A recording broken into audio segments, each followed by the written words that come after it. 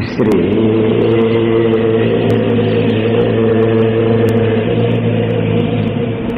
Ramana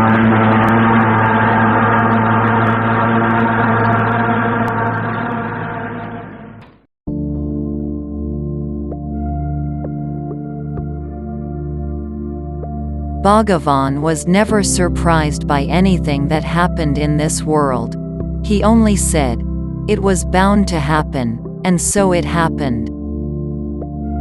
Why should one go to Bhagavan? It is not essential to see Bhagavan, but what is important is to be seen by Bhagavan.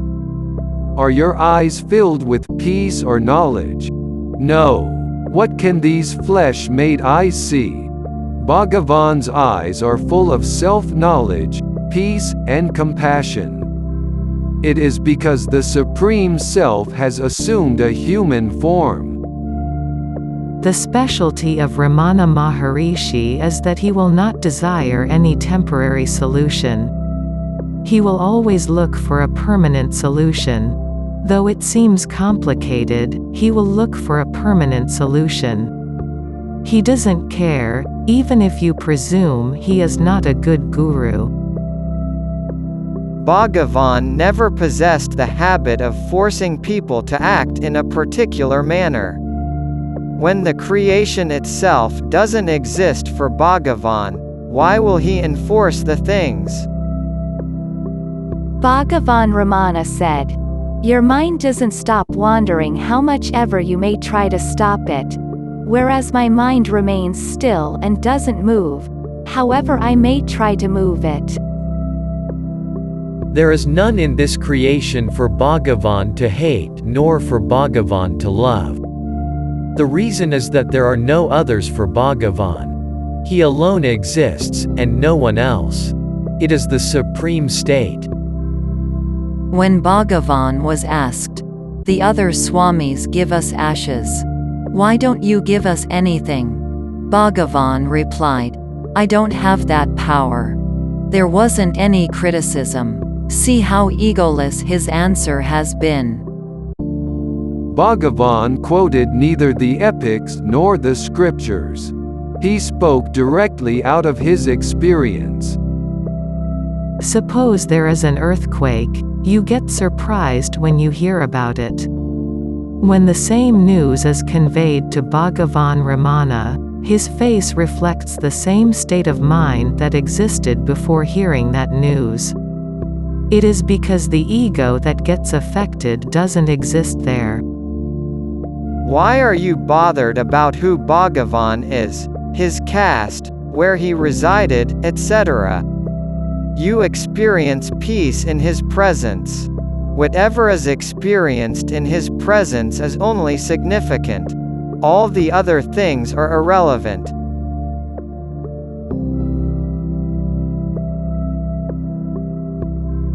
Lakshmi, the cow, became the purest of the pure, devoid of any tendency relating to the world, body, or scriptures.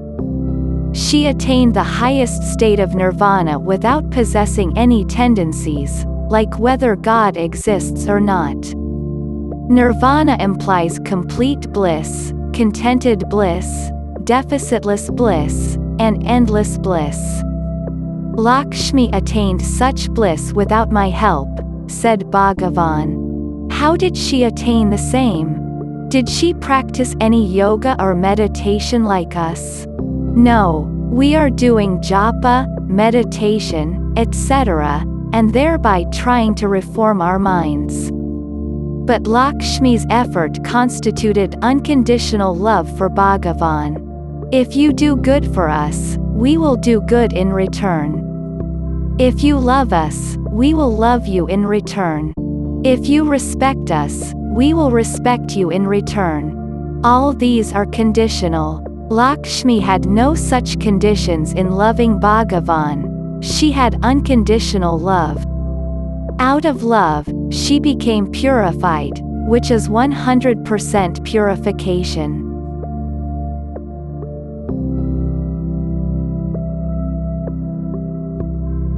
Even Bhagavan's mother possessed the pride of being the mother of Bhagavan. Bhagavan tried to eradicate it. He said, "All women are my mothers. Being a woman, you are also my mother." Bhagavan's mother narrated this to the devotees and cried before them. When the devotees mentioned her sorrow to Bhagavan, he said, "It is good that her entire sorrow comes out. Once the sorrow gets depleted, it is bliss alone that is left over.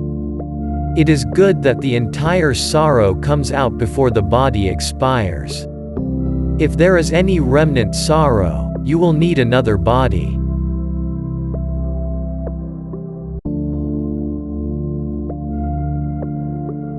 Ganapati Shastri Garu said, "O Bhagavan, you are an expert in cooking dishes. You have learned another form of cooking which seems to be very dangerous. Many devotees are visiting you. You appear to be very innocent from their perspective. You talk to them casually, like, 'Have you taken your food?' Or 'When did you come here?' etc. Without their knowledge, you cut down their ego into pieces, fry it in a pan, and serve those dishes to Lord Arunachala. This is your work, O Ramaneshwara. We can see only the external dishes you have cooked but cannot acknowledge how many egos have been cooked and served as a dish to Lord Arunachala." Some people used to meditate with their eyes closed in the hall where Bhagavan sat. Then Ganapati Shastri Garu said, "When the sun of knowledge or the grace shines radiantly, what makes you lighten the kerosene lamps or the effort, without enjoying the sun's radiance? Even the jnani works, but there is no attachment there. He remains indifferent, irrespective of being praised or rebuked." Referring to Bhagavan, Ganapati Shastri Garu said, "With the aid of divine insight, I declare Bhagavan Ramana to be an incarnation of Lord Subramanya." He further stated, "O Bhagavan, though your family does not accompany you, though you don't have any weapons in hand, though you have come all alone, I acknowledge you to be Lord Subramanya." Bhagavan neither got elated nor cared for Ganapati Shastri's words. However, if anyone asked Bhagavan whether Ganapati Shastri was right in calling him an incarnation of Lord Subramanya, Bhagavan replied, "An idol may be installed and referred to as Lord Subramanya. Similarly, let Ganapati Shastri Garu consider this body to be Lord Subramanya. Who can shut his mouth?" Such was the glory of Ramana Swami.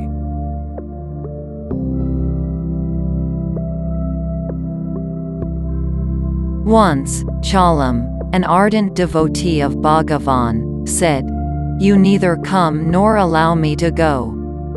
You diverted me into the right path, intoxicated me, fondled me with dreams, swung me with your sweetest songs, and thereby made me useless to this world. O Bhagavan, I feel as if I am placed in between the nook of the doors and being pressed. If I want to be an extrovert, you won't allow it. If I want to merge with you, I cannot do so.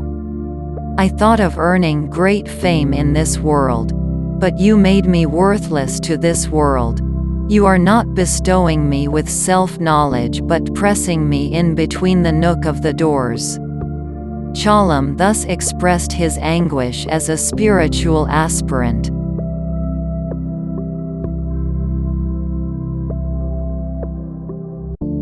Bhagavan used to remain silent very often. That silence used to be very powerful. He worked in silence to eradicate the obstacles or tendencies that prevented him from attaining the truth within the heart. An MP belonging to Uttar Pradesh referred to Bhagavan as a cruel lover. He said, "Bhagavan is a lover, but his love is cruel.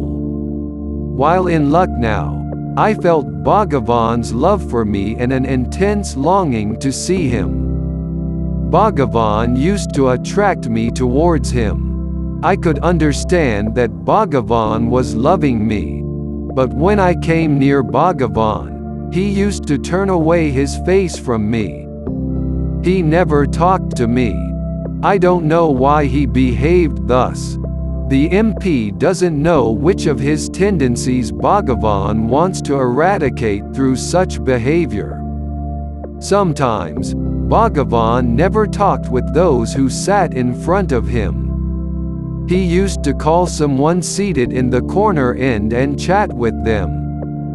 Guru's behavior differs from person to person. He behaves in a manner that would destroy their tendencies. A true guru is never concerned with external honors. Though he might act differently with different people, his only intention is to drag out their tendencies and burn the same. It is all his grace and not his anger. However, it seems to be anger.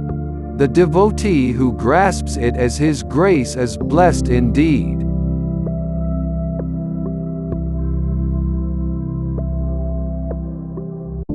Angry with Bhagavan, a devotee went back home. After a while, when his anger subsided, he wrote back to the ashram, expressing his willingness to return.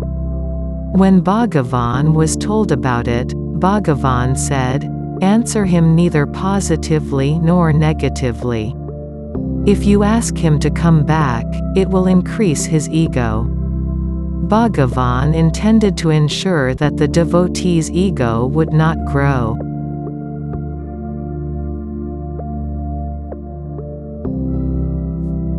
On the advice of Kanchi Paramacharya, Brunton came to Bhagavan Ramana.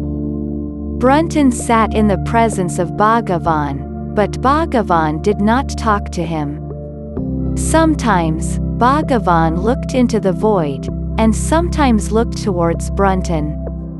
Brunton felt, "It is all right even if Bhagavan looks at me. But he is reading my mind too, and getting acquainted with my weaknesses. Even that is all right, but I am getting versed with my shortcomings in his acquaintance. Hence, I am getting disturbed and subjected to sorrow. The Guru doesn't speak out your weaknesses. He observes the shortcomings of your mind are the root causes of rebirth, and works in silence to drive them out. Guru works in his own mode." However, Brunton felt that Maharishi was not talking to him. Whoever visits a jnani will not go back empty-handed. The mere sight of a jnani is enough. A jnani's work is not visible to the eyes. You don't know the changes that may ensue internally.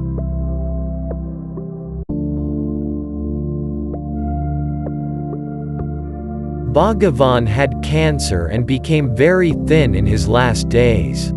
Bhagavan's darshan timings were restricted to give him more rest. As Bhagavan could not take any solid food, he was offered buttermilk. One day, looking at the buttermilk, Bhagavan said, "When this body is not eligible enough to give darshan to the devotees, why does it need buttermilk?" Such was Bhagavan's compassion towards the devotees.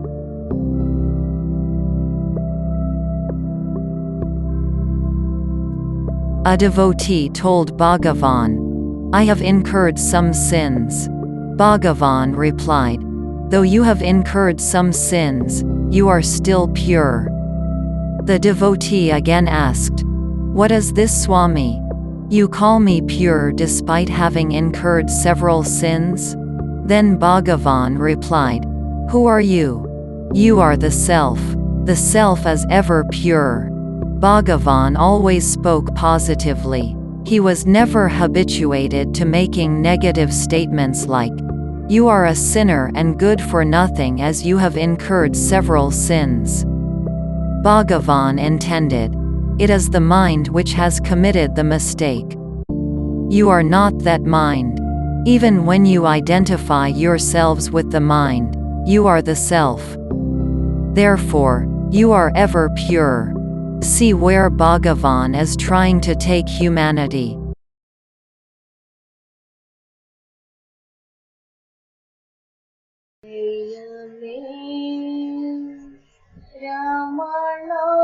Ramanalayam Adi Hrudaya Ramanuni Alayam Hrudayame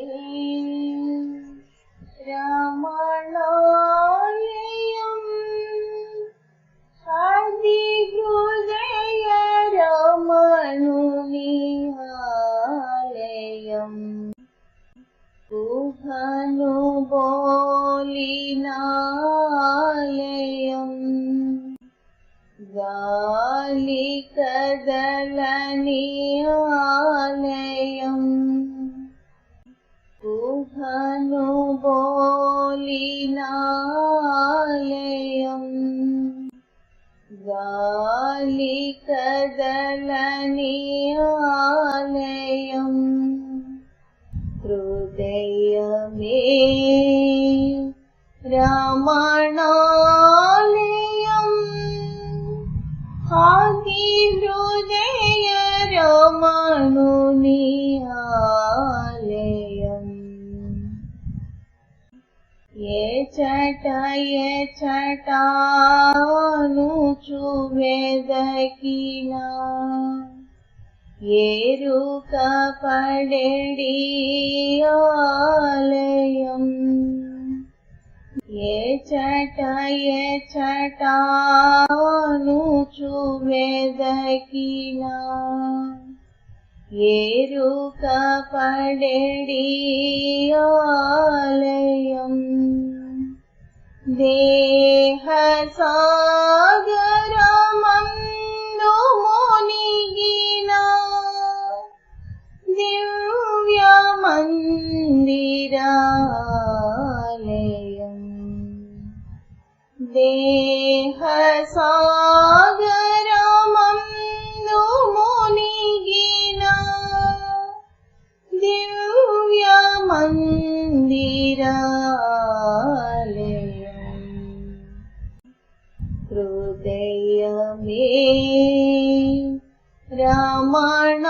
Ramanalayam Adi Hrudaya Ramanuni Alayam Ramana Devuni Karuna Chetanu Kanu Pinchinalayam Ramana Devuni Karuna Chetanu Kanu Pinchinalayam Anubhavanyulaku matrame Ardhamayyadi alayam Anubhavanyulaku matrame Ardhamayyadi alayam Hrudayame Ramanalayam Adi Hrudaya Ramanuni Alayam వెలుగులోపల వెలుగుతానై